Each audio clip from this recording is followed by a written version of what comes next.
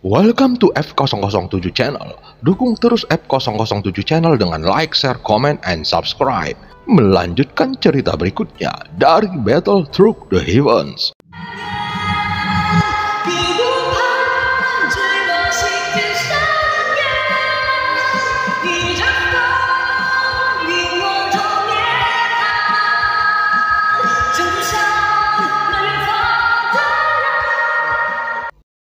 Pada part sebelumnya, dengan bantuan Xiaoju, Xiaoyan berhasil menstabilkan energi gelisah di lautan Qi-nya.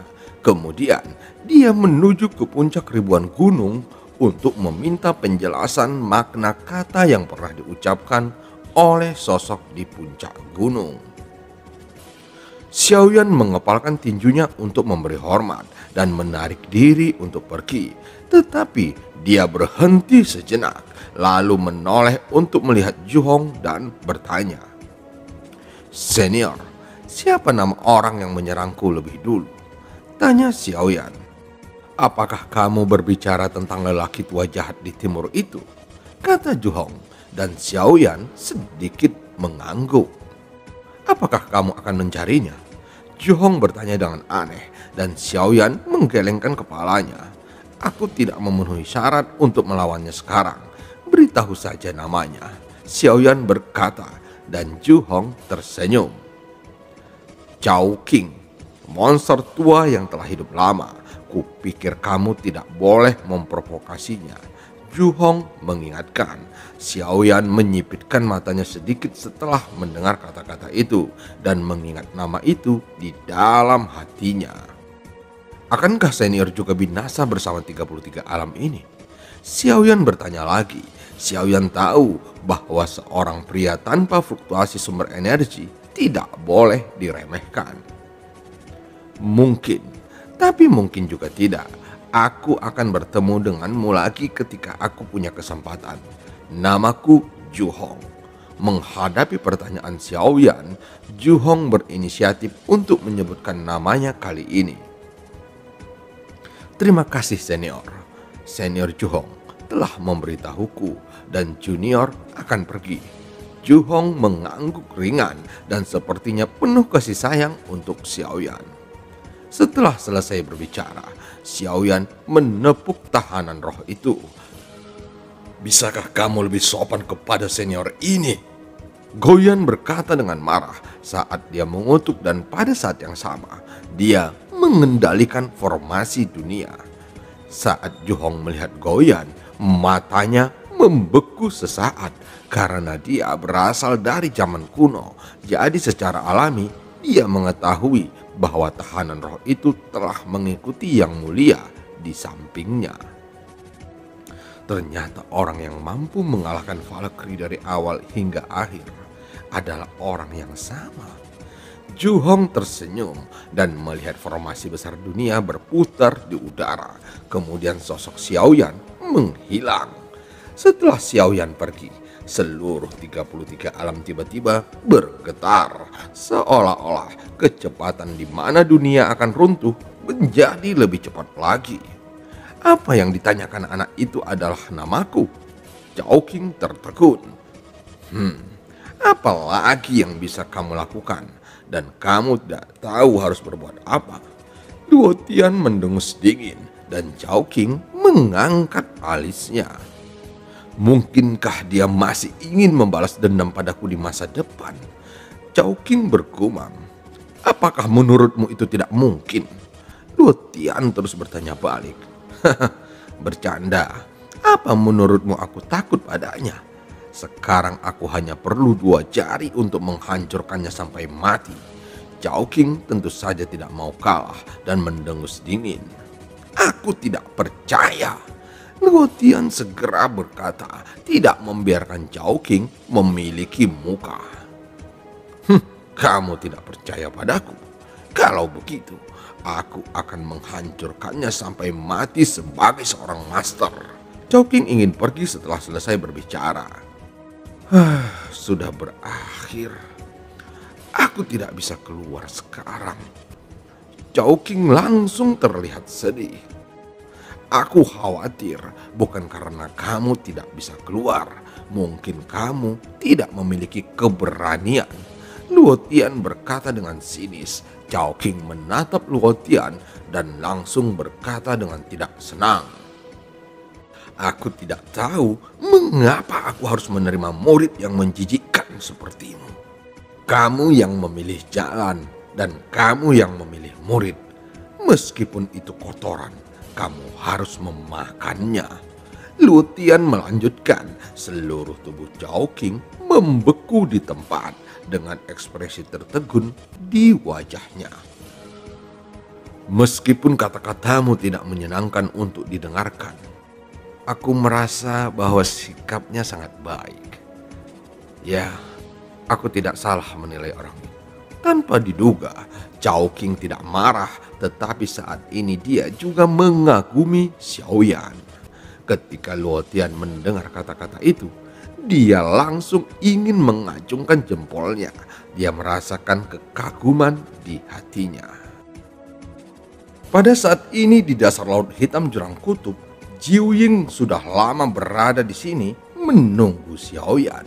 Tentu saja, selain Jiu Ying, masih ada dua sosok lainnya di sini. Secara alami, kedua sosok itu adalah kelinci awan es dan hujan, dan mereka telah menunggu di sini selama hampir 10 tahun. Orang yang membunuh 1000 pedang, seharusnya dia telah mati. Setelah periode hening yang tidak diketahui, kelinci awan es tiba-tiba berkata. Begitu kata-kata itu keluar, suasananya tampak semakin aneh. Hujan tersenyum masam dan tidak tahu harus menjawab apa. Bagaimana menurutmu, Jiu Ying? Melihat tidak ada yang menjawab, kelinci awan es menoleh untuk langsung bertanya pada Jiu Ying. Aku juga berpikir itu mungkin. Jiu Ying juga mengangguk saat ini dan berkata. Pada saat kemudian, ada suara samar datang perlahan. Siapa yang mati? Untuk sesaat, kelinci awan es dan Jiu Ying terkejut. Mereka langsung menoleh dan melihat ke arah suara itu berasal. Xiaoyan benar-benar muncul di belakang mereka secara tiba-tiba. Sialan, dia belum mati, gumam kelinci awan es. Kamu ingin aku mati seperti itu? Aku dapat meyakinkanmu bahwa aku sudah mati dan kamu tidak akan mampu kembali ke permaisuri. Ini disebut tidak mampu melindungi dengan baik. Xiaoyan tidak marah sama sekali dan berkata sambil tersenyum. Jiu Ying juga kaget, tidak menyangka Xiaoyan benar-benar bisa masuk dan keluar, dan dia berencana pergi dari sini jika Xiaoyan tidak keluar dalam 100 tahun. Tanpa diduga, hanya 10 tahun kemudian, Xiaoyan telah keluar dan dia merasakan kemajuan kekuatannya dengan jelas. Kekuatannya telah meningkat pesat, kata Jiu Ying. Xiaoyan menggelengkan kepalanya dengan senyum masam dan berkata, aku masih dewa petarung. Peningkatan semacam apa itu? Tanya kelinci awan es. Sebelumnya, dia masih berada di puncak dewa petarung bintang 7 dan dalam 10 tahun, kekuatannya telah menembus ke puncak dewa petarung bintang 8. Kecepatan kultivasi semacam ini tidak terbayangkan. Aku tidak tahu berapa banyak keberuntungan yang dibutuhkan untuk mencapai peningkatan seperti itu, ucap Jiu Ying. Mari kita lihat avatarmu. Dia menyerang kami seperti orang gila. Kelinci awan es berkata dengan tidak senang.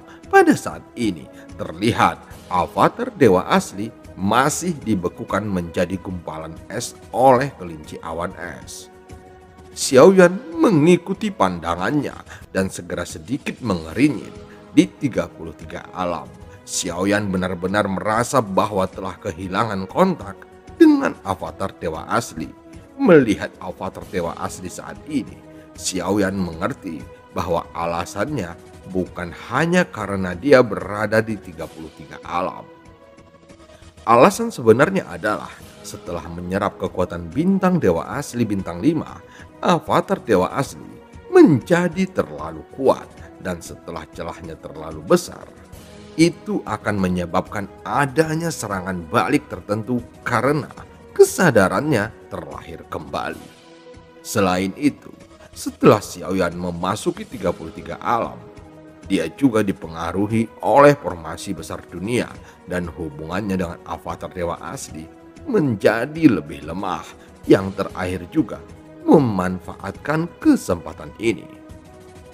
Jika bukan karena tindakan tepat waktu dari kelinci awan es dan hujan untuk membatasi dan membekukannya di sini, kemungkinan ketika Xiaoyan kembali, avatar dewa asli sudah lama menghilang. Meskipun pada awalnya kecerdasannya sederhana, tetapi dia akan menghasilkan kebijaksanaannya sendiri. Pada saat itu, bahkan jika Xiaoyan sendiri yang datang, keinginan dari avatar dewa asli harus dihapus dan mengalahkannya terlebih dahulu sebelum Xiaoyan bisa mengendalikannya kembali. Untungnya, kekuatan Xiaoyan saat ini telah ditingkatkan dan sekarang kelinci awan es juga telah membekukannya, sehingga avatar dewa asli hanya lahir dengan kecerdasan yang sederhana. Apakah segel bintang ketiga telah dipadatkan? Xiaoyan melihat avatar dewa asli yang tidak bergerak di dalam es, dan ada 3 segel bintang yang bersinar di antara alisnya. Xiaoyan mendekat perlahan. Matanya tertuju pada avatar dari dewa asli. "Saudaraku, hati-hati, es ini tidak padat."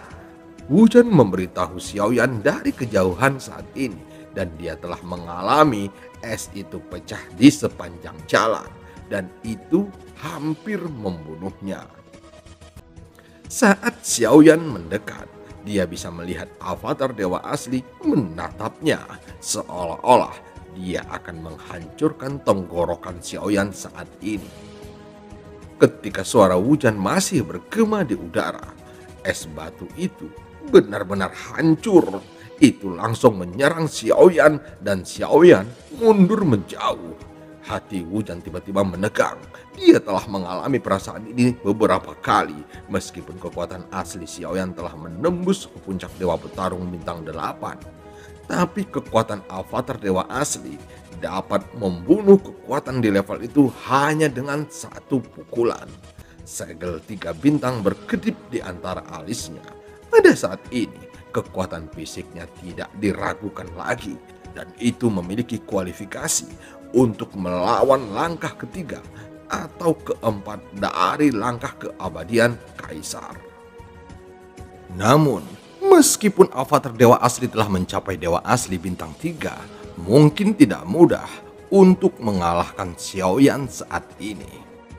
Kekuatan avatar dewa asli memang telah meningkat, tetapi hampir sepenuhnya kropos di dalam teknik pertempuran. Inilah yang paling membuat Xiaoyan tertekan sekarang.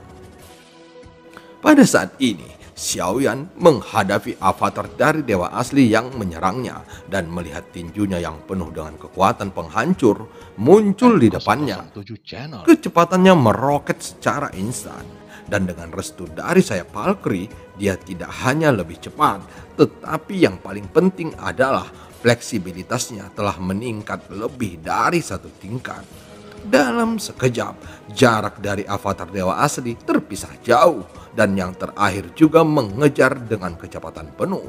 Kedua tinjunya dengan gila-gilaan menghantam ke arah Xiaoyan, tetapi tinju itu akhirnya hanya menghantam ketiadaan. Sentuhan kebijaksanaanmu telah terlahir kembali. Jadi, kamu ingin menghancurkanku? Xiaoyan menyipitkan matanya dan berkata dengan dingin. Avatar dewa asli memandangi Xiaoyan dan matanya penuh permusuhan. Sepertinya dia sangat ingin menghancurkan Xiaoyan, dan dengan instingnya dia tahu bahwa Xiaoyan adalah ancaman terbesar baginya. Di bawah rangsangan insting ini, dia seperti binatang buas, penuh aura kekerasan, dan hanya memiliki keinginan untuk melenyapkan Xiaoyan. Bahkan jika Xiaoyan berbicara, dia sepertinya tidak tahu bagaimana cara berbicara dan dia hanya mengayunkan tinjunya untuk menyerang Xiaoyan dengan gila-gilaan. Xiaoyan sedikit mengeringin dan sosoknya tiba-tiba berhenti melihat tinju avatar dewa asli yang memukul ke arahnya. Baik itu kelinci awan es, Jiwing dan Wuzhan, pandangan mereka semua terfokus pada Xiaoyan. Melihat Xiaoyan sepertinya tidak berniat menghindar, mereka semua memfokuskan pandangannya pada saat ini. Dapat dipastikan bahwa Xiaoyan tidak mungkin dapat menahan pukulan apapun dari avatar dewa asli, tetapi dia akan dihancurkan oleh kekuatan absolut avatar dewa asli. Jika Xiaoyan tidak memiliki sayap Valkyrie yang memiliki keunggulan dalam kecepatan, tidak mungkin dia mampu menghadapi avatar dewa asli dengan waktu yang cukup lama. Pada saat ini, tinju dari avatar dewa asli tercermin di mata Xiaoyan yang dalam, dan tinju yang tercermin di mata itu menjadi semakin besar. Melihat tinju avatar dewa asli mendekat dalam sekejap, wajah Xiaoyan tetap tenang dan matanya yang dalam bahkan lebih tanpa ekspresi. Semua pakaian Xiaoyan tertiup angin dan terlihat kepalan tangan avatar dewa asli melayang kurang dari satu telapak tangan di wajah Xiaoyan. Dan saat berikutnya, sosok avatar dewa asli berhenti tiba-tiba. Kita harus lebih memperhatikan situasi seperti ini di masa depan. Sebuah suara bergumam. Suara ini tidak berasal dari mulut Xiaoyan sendiri, tetapi dari avatar dewa asli. Jelas, dalam waktu singkat tadi, Xiaoyan sebenarnya terhubung kembali dengan avatar dewa asli. Meskipun koneksi terputus sebelumnya, tapi itu bukan karena direbut oleh jiwa lain. Jadi inisiatif masih ada di tangan Xiaoyan. Pada saat yang sama, Xiaoyan mengendalikan avatar dari dewa asli. Keinginan yang dihasilkan juga langsung dimusnahkan oleh Xiaoyan.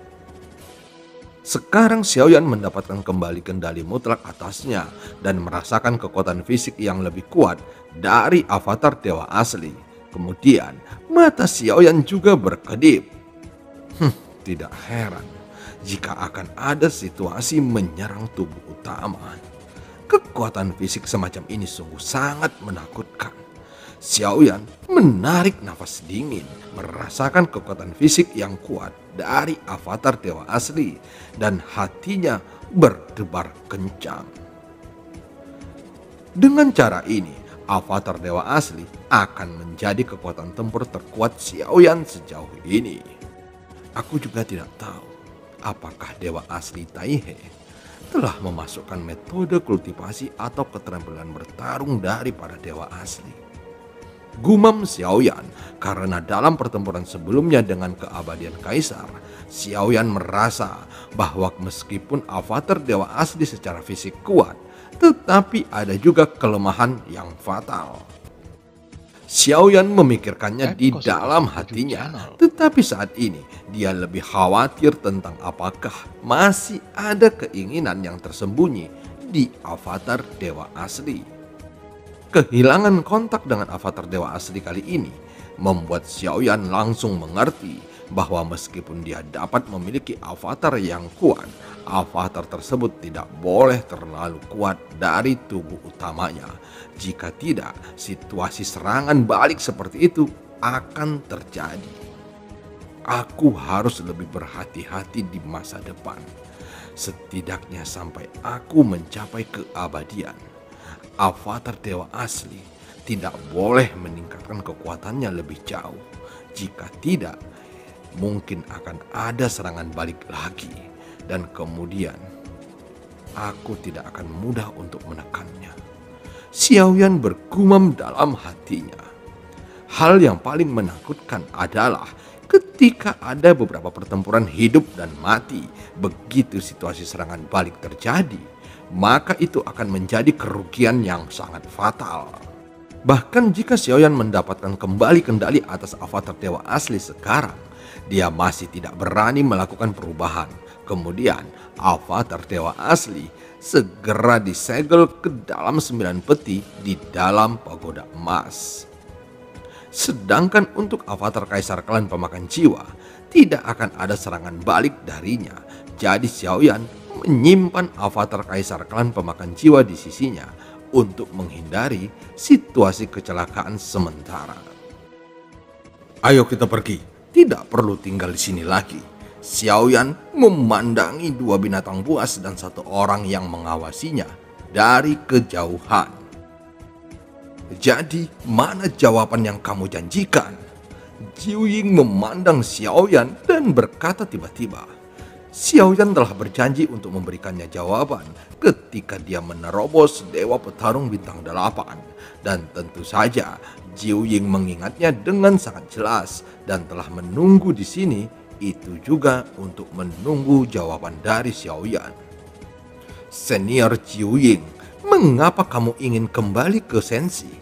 Sejauh yang aku tahu, Sensi akan diserang dan aku khawatir itu akan menjadi medan perang dalam waktu dekat. Xiaoyan memandang Jiuying dengan serius dan tidak menyembunyikannya. Jika makhluk ini bukan milik Sensi dan membawa mereka kembali ke Sensi, kemudian itu menimbulkan masalah, maka sebelum hal itu terjadi, Xiaoyan harus berpikir dengan hati-hati. Jiuying berhenti. Dia segera menoleh ke Xiaoyan. Setelah mendengar kata-kata itu, Jiuying berkata perlahan, medan perang. Faktanya, selama kamu hidup cukup lama, kamu akan menemukan bahwa kematian tidak lebih dari itu.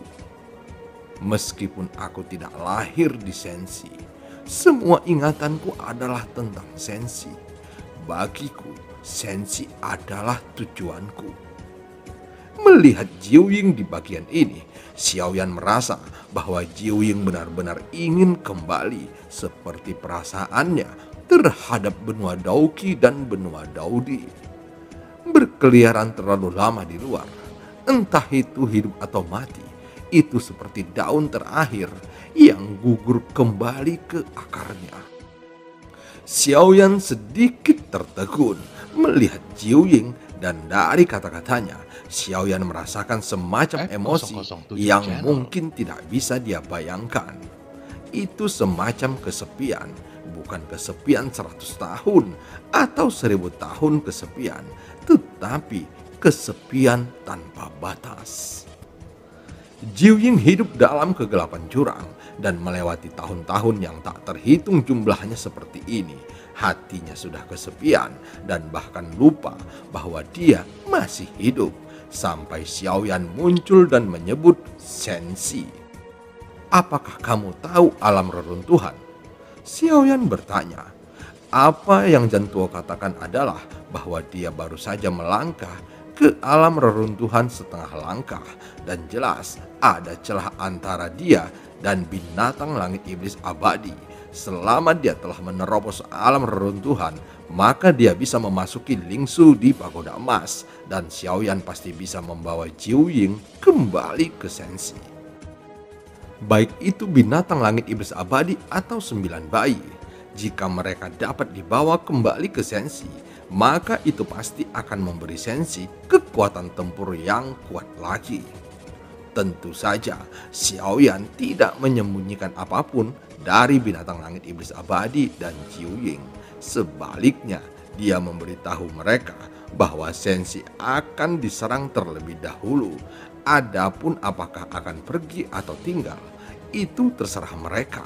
Xiaoyan tidak akan pernah memaksanya, karena Xiaoyan tahu bahwa dalam perang pasti akan ada pengorbanan. Jika mereka tidak diberitahu, bahkan jika mereka kembali ke Sensi, itu tidak ada artinya. Sebaliknya, mereka akan merasa dijebak. Alam reruntuhan. Aku seharusnya telah melangkah ke alam reruntuhan setengah langkah. Alam ini adalah alam tingkat kehidupan. hanya keberadaan yang telah bertahan selama lebih dari 100.000 tahun yang memenuhi syarat untuk masuk ke alam reruntuhan. Jiu Ying menjawab Xiaoyan, "Jika kamu menerobos ke alam reruntuhan, aku bisa membawamu kembali ke Sensi," kata Xiaoyan dengan serius. "Apakah tidak masalah jika hanya setengah langkah di alam reruntuhan?" Jiu Ying berhenti dan berkata, untuk menerobos menjadi alam reruntuhan, selain masalah waktu, Jiu Ying juga perlu memahami arti sebenarnya dari alam reruntuhan sebelum dia bisa masuk ke alam reruntuhan. Xiaoyan mencubit dagunya dan sedikit mengernyit. Zhan Tuo tidak mengatakan itu tidak bisa, tetapi jika gagal, harga yang ditanggung sangatlah berat. Kurasa tidak mungkin untuk mencobanya. Xiaoyan langsung tersenyum. "Cobalah." Jiu Ying menatap Xiaoyan dengan bingung. "Jika kamu telah mengikuti Yang Mulia, kamu seharusnya tahu tentang Lingsu, bukan?" Xiaoyan berkata perlahan. Tentu saja mereka mungkin tahu tentang Lingsu, tetapi mereka tidak boleh tahu tentang pagoda emas. Lingsu. Jiu Ying terkejut saat mendengar kata-kata itu, dan Xiaoyan menganggukkan kepalanya saat mendengar bahwa jelas dia mengetahuinya. "Bisakah kamu membuka ruang Lingsu?" Jiu Ying mengkonfirmasi lagi, dan Xiaoyan mengangguk lagi. Tetapi dia tidak mungkin memberitahu Jiu Ying bahwa dia adalah satu-satunya yang tahu tentang ruang Lingsu yang berada di lantai 12 pagoda emas. "Jika kamu mencapai alam reruntuhan, aku bisa membawamu kembali ke Sensi. Tentu saja, premisnya adalah jika aku bisa kembali dengan selamat." Xiaoyan menggaruk kepalanya dan tersenyum. Tampaknya sikap Jiu Ying terhadap Xiaoyan berubah lagi setelah mengetahui bahwa Xiaoyan mampu membuka ruang Lingsu. Pada saat itulah dia mulai menerima kenyataan bahwa Xiaoyan adalah makhluk tertinggi. "Aku telah hidup selama lebih dari 100.000 tahun, dan ini memang dianggap sebagai bagian pertama dari alam reruntuhan. Tapi aku tidak tahu apakah aku bisa memasuki ruang Lingsu." Jiu Ying menatap Xiaoyan. Xiaoyan mengangkat bahunya dan kemudian tersenyum kecut. "Kamu bisa mencobanya, tetapi jika kamu gagal, harganya mungkin agak tinggi." "Berapa harganya?" Jiu Ying memandang Xiaoyan dengan sungguh-sungguh. "Jika kamu berhasil, kamu seharusnya bisa memasuki ruang Lingsu," kata Xiaoyan. Jiu Ying tidak berbicara dan masih menunggu Xiaoyan untuk melanjutkan kata-katanya. "Tapi jika gagal, mungkin hanya ada abu yang tersisa." Setelah jeda, Xiaoyan menatap Jiu Ying dengan senyum masam dan berkata, "Harga macam apa ini? Jika tidak berhasil, itu akan menjadi abu." Jiu Ying segera sedikit kesal. Xiaoyan menahan tawa dan bergumam dengan suara rendah, "Tidak ada abu yang tersisa." "Itu tidak benar, tapi aku tidak takut mati." Jiu Ying menggelengkan kepalanya. Melihat mata semua orang menatapnya agak aneh, dia segera membuka mulutnya dan menarik kembali kata-katanya. "Aku hanya memiliki beberapa keinginan kecil yang belum terpenuhi. Bolehkah aku mengajukan pertanyaan lain?" Jiu Ying tiba-tiba menghormati Xiaoyan saat ini, dan kelinci awan es segera menatap Jiu Ying dengan heran. Xiaoyan sedikit mengangguk. "Apakah ada keberadaan lain di ruang Lingsu?" Jiu Ying bertanya, dan nadanya tampak sangat serius. "Ya, saat aku berada di 33 alam, aku memasukkan binatang langit iblis abadi." Xiaoyan tidak menyembunyikan apapun dan langsung menjawab Jiu Ying. "Artinya, selain binatang langit iblis abadi, apakah tidak ada keberadaan lain di ruang Lingsu?" Jiu Ying sepertinya mengharapkan sesuatu, tetapi ketika Xiaoyan mengatakannya, dia bisa melihat kesepian di matanya. Xiaoyan mengangguk sedikit. Meskipun dia hanya memasuki ruang lingsu sekali, Xiaoyan masih memperhatikan masalah ini. Sebelum binatang langit iblis abadi masuk, tidak ada kehidupan lain di ruang lingsu. Dan film pun berakhir. Sampai ketemu di part selanjutnya.